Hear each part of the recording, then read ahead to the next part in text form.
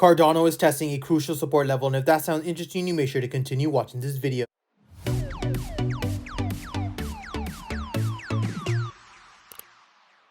Hey guys, Pingu Charts here. Welcome back to another Cardano analysis video. As always, if you do enjoy my content, make sure to hit that like and subscribe button. If you guys are interested in free $600 Bitcoin, make sure to check out the link in the bio. As you guys can see in yesterday's moveset on Cardano, we had a beautiful bounce on the support level here at 31 cents. But as of right now, we are starting to see more and more bearish formations on Cardano on the 4-hour time frames. You can see we saw multiple rejection wicks here at the 31 cent level. Of course, this was a midterm support level previously, so it only makes sense to act as a resistance level as of right now. So we already know the fact that unless Cardano can break above this crucial support level, we will be looking for a continuation to the downside, possibly to our major support level here at 28 cents. As you guys know from my previous videos, I mentioned the fact that this 28 cent level is going to act as a very important role for Cardano overall, because of the fact that if we do see a retest on this daily support and a continuation, then we can look for a possible long position. Of course, in an extreme worst case scenario, any drop below that 28 cents would mean the fact that we are heading back down to around that 13 cents in terms of capitulation. But right now, all eyes are going to be focusing more on this level overall. You can see in terms of Cardano, though, in that 31 cent range, we did have a beautiful price formation right here, had a nice V shape off that bounce of support level, and then immediately after started to see that consolidation in between these resistance levels. As of right now, though, we just are not seeing that bullish volume come in. So in my opinion, I still think that this waterfall effect and consolidation just means the fact that we are ready to continue pushing on lower. We have to be very, very careful about looking for those long positions, of course, because of the fact you can see that every time we bounce above these exponential moving averages and use them as support, immediately after we start to see those rejection candlesticks and some strong bearish volume come in.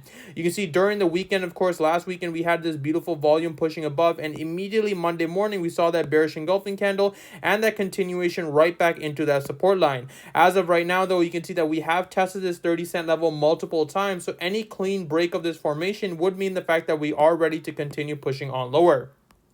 On the hourly time frames for Cardano, you guys can see that we are above the exponential moving averages. We did have a very nice wick in the last hour, but again, it was a bearish candlestick. We did have that continuation immediately right after. So what I'm looking for even on the hourly is a possible retest once we break this midterm support here at 31.2. After that confirmation to the downside, then we can start focusing more on this level specifically. But I wanted to go ahead and explain to you guys what I'm looking for in terms of a breakdown formation. If Cardano were to see a bearish engulfing stick like this and then the continuation, what I'm focusing more on the hourly time frames is to see how we consolidate in between these levels. Of course, if we do have a clean break below this level and then use it as resistance and a consolidation point, then we can start looking for that overall continuation to the downside. But you can see the reason why we didn't really enter this level here once we did see that break was because of the fact that we did create a midterm support. When you're looking for a support level to break, of course, you have to wait for a strong bearish engulfing candle, wait for the pullback, use it as resistance, and then the continuation.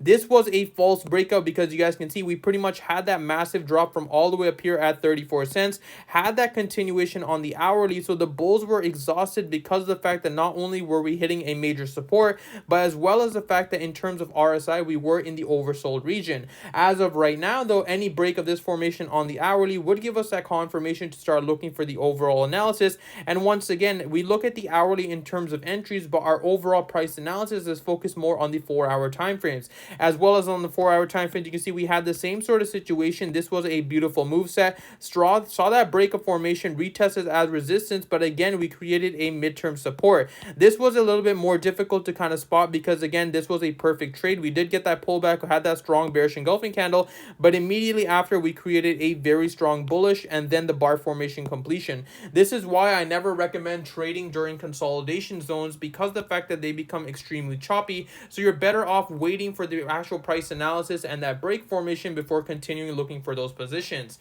That's pretty much all I have for you guys today. As always, if you do enjoy my content, make sure to hit that like and subscribe button. If you guys are interested in free $600 Bitcoin, make sure to check out the link in the bio, and I hope you guys have a wonderful day.